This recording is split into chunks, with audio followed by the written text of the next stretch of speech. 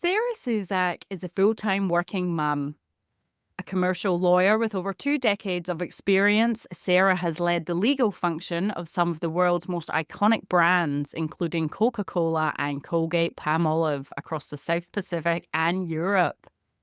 She's also a lifetime supporter of the Wayside Chapel for the homeless in Sydney.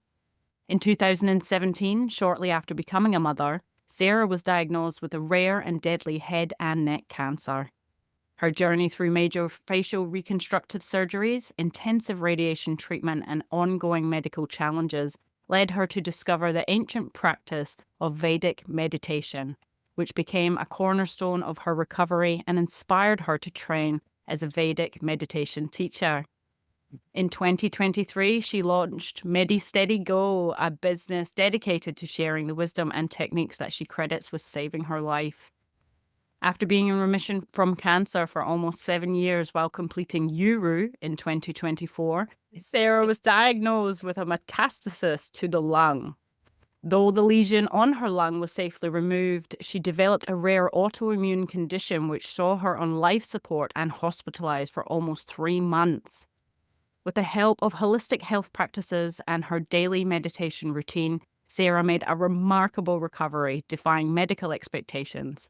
She's now living a joyful and purpose-filled life in Sydney with her husband and daughter. Uru is her first book. Welcome to the Hybrid Author Podcast, Sarah. Thank you so much. I appreciate it. Thanks for having me. We are so honored and thrilled to have you. You have such a miraculous story. So we'll just dive right in to hear all about it. In your first book, Uru, Find the Guru Within You, you're sharing, this extraordinary journey through your life-threatening illnesses you've had, your recovery, your personal transformation. What inspired you to share your story and why now? Yeah, it's a good question. Even just listening to you then just sort of tell it all like in a short summary, you just sort of go, It's that was mind-blowing. think a lot. But people I found just kept saying to me, I've got so many questions, obviously, as I went through it and as I came out the other side. And a lot of people just couldn't believe that I'd had this story, but yet I seemed okay. Like I seemed full of life, really happy, doing all these other things that I've been doing since I got cancer. And I would sometimes be a little bit coy about that and go, you know, but I realized that I really did have a strategy. I was really concerned when I went to write the book that no one would want to read it. I'm not that special. Lots of people have really tough stuff happen to them. But the more that I read and the more that I spoke to people, the more that I became super aware of the real commonalities between people's stories. And I just, well, what if it could help others? As soon as somebody said, no, Sarah, it could help somebody else, I was like, okay, now you've got me. And then I just started thinking about Stella, my daughter, thinking, what a great thing for her to be able to pick up a book when she's a little bit older and just sort of see how did mummy get through that really tough time? And it could be instructive for her at some point. But the point that I decided, I was actually, after I got sick, I started to study Vedic meditation and I was doing a course on all of the knowledge that sits behind the practices called the Vedas, which just means knowledge. And I learned the word guru meant remover of darkness. And I thought, that's a pretty good power to have. I'd like to have the power to remove darkness right about now. And I was just in that real place in my life of just being completely sick of being a victim of circumstance. And I wanted to take the power back into my own hands. And so I just kept writing the words, scribing it, Yuru, Yuru, Yuru. And I went back and looked at it when I was looking at my notes a couple of years later. And I was like, oh my goodness, that's a really good name for a book because it's all about, having the power to remove darkness. And when you're going through a health challenge that you feel kind of merciless, you feel like there's nothing that you can do about it. I thought, no, there is. There's a lot that I'm doing to change my life and to become healthier. I thought, why not write that down? So, yeah, that's what got me writing it in the first place. Wow, that's so inspirational. And even I love what you said, like the story for your daughter, for her to draw on your strength and, as a source of inspiration for others as well is just incredible. And yeah, I haven't heard of Vedic meditation, but I definitely love the message it sends. How did you learn about your meditation? When I got diagnosed, I actually was just, like us all on Instagram, searching for answers, looking for books and ideas. And I just came across a Vedic meditator. I'd never heard of it before. And I must have been so panicked and desperate at that time. I wrote to him, a total random, and said, I've just been diagnosed. You look like you've got your shit together. Any calm? I need some calm. And he said, listen, I'm in India. I'm with these doctors, these Ayurvedic doctors, which is a kind of type of health system that I use to heal with herbs and things like that. He said, send me a picture of your face and I'll show it to them. And he showed them a picture and they said, it's pretty advanced. She needs to go and have emergency surgery. But when she's finished, tell her to come back and learn Vedic meditation from us because it will be the portal towards good health for the rest of her life. And I'm like, well, tick, I'm going to do that. And so I just went back when I finished my radiation. I went back and learnt, and that was the beginning of the whole journey. Yeah. Wow, that's incredible. And I'm honestly a believer of I don't know if the spiritual and things, but the fact that you found them and that led to all this and that's the path you're on. No accident. Yeah, there's no accident. There's a grand plan for sure. And I think Steve Jobs said it the best when he said, you connect the dots later. Yeah. And said that in that great speech. And it's so true. Like when you're in the thick of it and you're just like, why me? Why is this happening to me? But then, with the benefit of those few years behind, I can look back at my life now and honestly say it's 1 million times better cancer than it was before. The way I'm living my life, Yep. how I'm choosing to spend my time, what I prioritize, it's so much better after cancer than before. And so, yeah, I get why it all happened the way it happened. Yeah. Yeah, yeah. That's such a powerful and positive message. And how scary though, you being a new mum, sorry, and then discovering this, and then everything that's proceeded afterwards. What was the indication from your head and The your impression was cancer? just pain in my face, and it made a bit of a headline in the UK news recently. But when my husband kissed me, true, very true story, I felt an electric shock, and I joked on the news, and then it went on a headline that I knew he and I had good chemistry, but not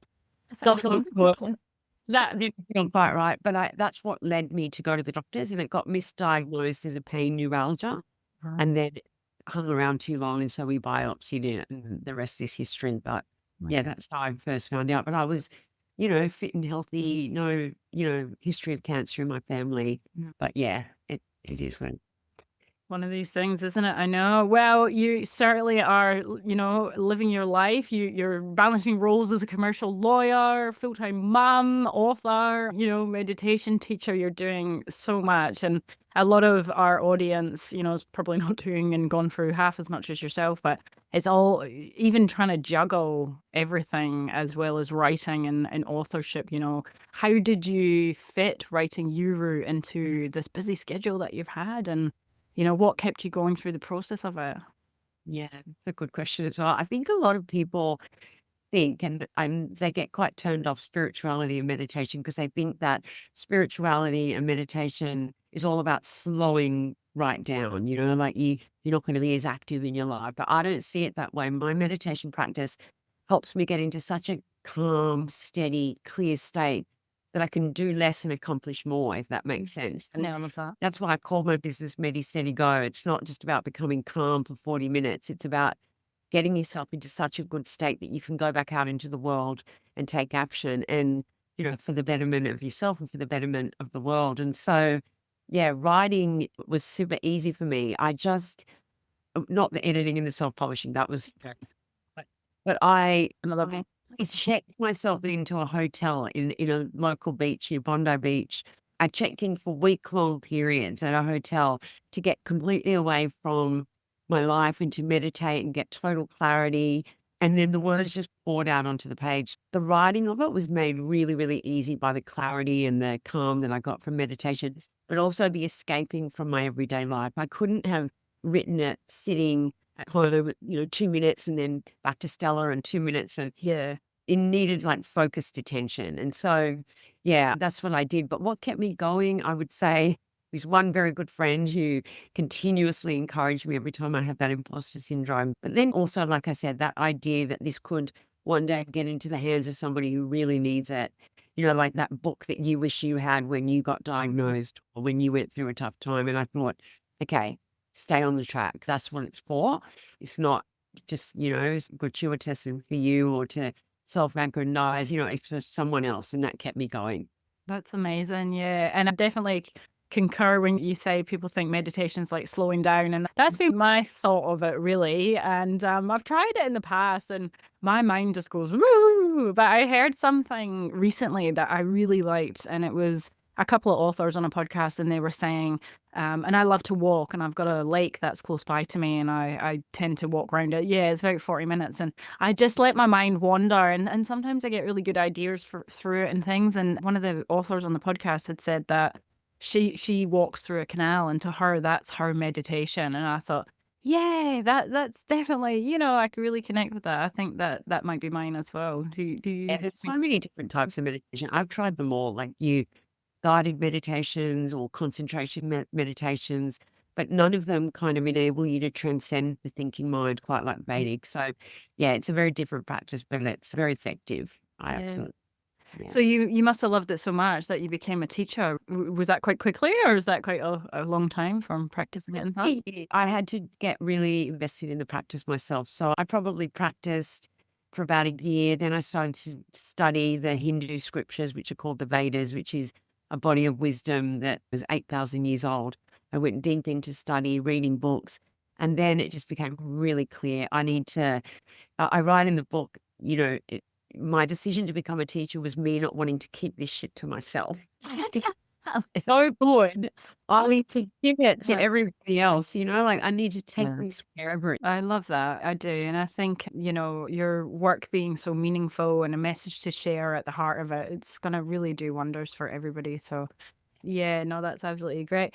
For listeners who might be facing their own personal struggles and challenges, do you have any messages you wanted them to read your book and take away, Yeah, hearing your story? yeah, definitely. Yeah, if you read the book and you discover the meaning of Uru is not a real word. I made it up, and I'm hoping to make it a real word, a real word that ends up in a dictionary, perhaps. If you do come to understand the meaning of Uru from reading my book, it means that you will have come under come to understand that even in the darkest moments, there is a light within you that you can draw on to cope. And you don't need to keep living your life importing happiness and joy from out there. We live our lives. I will be happy when I have more money, or I will be happy when I have good health, or when I get married. But yeah, when you've discovered Juru and you've gone within, you can experience the full spectrum of what it means to be human right now. And the teaching of the Vedas is that you are already fulfilled. There is nothing in the world that you could gain to make you more whole than you already are. And equally, there's nothing you could lose to make you any less, because you are already unbounded, infinite, pure potentiality. And so, learning that stress is the impediment to enlightenment and that you're already enlightened. That's part of what the book is about. But it's a book that will hopefully make you realize that you've been giving away all your power to a bunch of people or events or things out there that you can reclaim. Don't live your life dependent on something outside of yourself changing or coming true, because it's a recipe for suffering in a way. And so, yeah, the book will really help you make sure that your happiness is only dependent on your own state of consciousness, which you can elevate at any time. So, yeah, that's essentially what the book's about. But it's definitely more than just about my cancer story. That's just one chapter of it. Yeah. Yeah, honestly, that's such a good, inspiring message, and I'm sure our listeners are all getting really excited to read it. I mean, have you made it over to India to meet the Oh, people? that You is know, not yet, yeah. on the list. Do you know I spent so much time away from Stella when I was sick because I had to move interstate. So at the moment, I've just been prioritizing. I'm with her. Like I've been so in hospital and in surgeries and this and that. I'm just with her now. But definitely next year, I'm going to go to India. Cannot wait.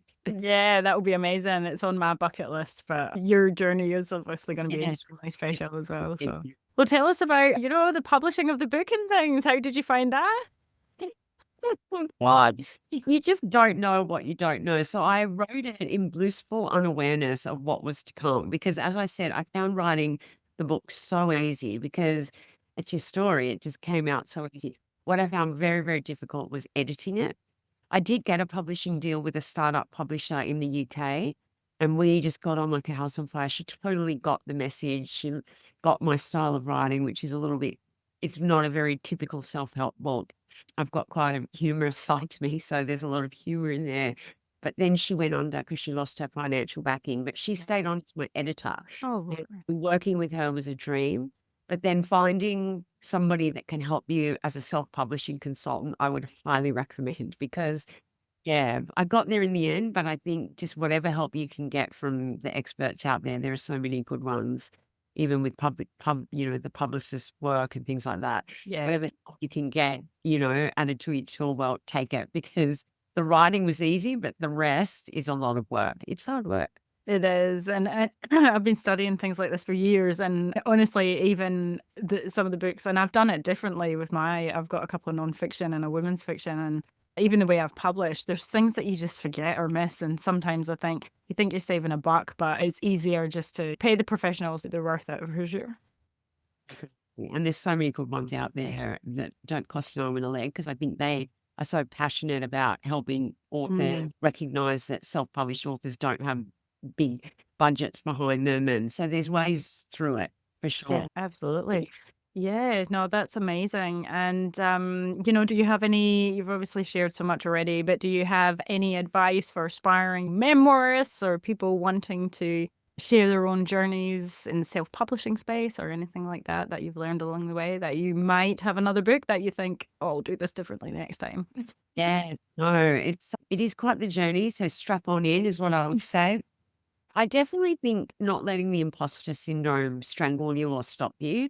I remember hearing on a podcast, but what he was saying is like, meet your book exactly where you're at. Like, don't try to be something you're not. And then Yeah. by that very definition, you're not being an imposter because you're just sharing where you're at, exactly where you are. Like, even in my own book, I'm like, I'm not Yuru yet. Like, I'm not there, but I'm at least trying and I'm aspiring to evolve and grow. Shifting the mindset that I used that really helped me shift and get me writing was not whether can I write the book? Am I capable? But am I willing to in service of others or in service of the world or in service of just one person? Your story is important. Write it for yourself. Don't worry about what the audience will think. Just write it for yourself. If it's meant to be, it will be. That's how I approached it. Yeah, I had a massive imposter syndrome after my uni degree, and I just went back to applying for office jobs and things that I knew what to do. I didn't feel like I was that person I could go for these jobs. But I think in those moments, that's when you are transitioning into a different version of yourself or a different identity, and it's scary and you don't feel worthy, but you just have to sort of push on through, don't you, until you can get there. Definitely. And like, even just like the feeling, I guess I can say this to your listeners as well. Like, now that I'm on the other side, the feeling that you get when somebody writes to you and says, I went through that, or, oh my gosh, I'm going to give that to my dad who's going through that. Or then you just like, that's why I did. Yeah, I've done that. Everything is okay now. So all that worry that I did Yeah. about who, why, what, where, will it be good? Will it just fades away? Yeah, when you find the people it's meant to be for, isn't it? Yeah. Have you Yeah. had a lot of feedback from readers and stuff? Yeah, and Helpful? beautiful feedback, beautiful sharing. Like, I'm a big lover of community, so I love the way that books share stories and unify people and make people feel less alone in the world. So yeah, that's been the biggest treat for me out of writing it for sure. That's great. And did you feel like a catharsis after writing it? Yeah, It's hard. I think so. A lot of people say that. I am such a share bear that I told everyone the story already anyway. Like, don't keep much to myself, my peril sometimes. But yeah, I already felt like I'd processed it and dealt with it even before I wrote the book. But did it feel good to write it down? Does it feel amazing to know that it happened, like it wasn't in vain, that I didn't go through all of that for nothing and that Yeah. it's helped others? Yeah, that feels excellent.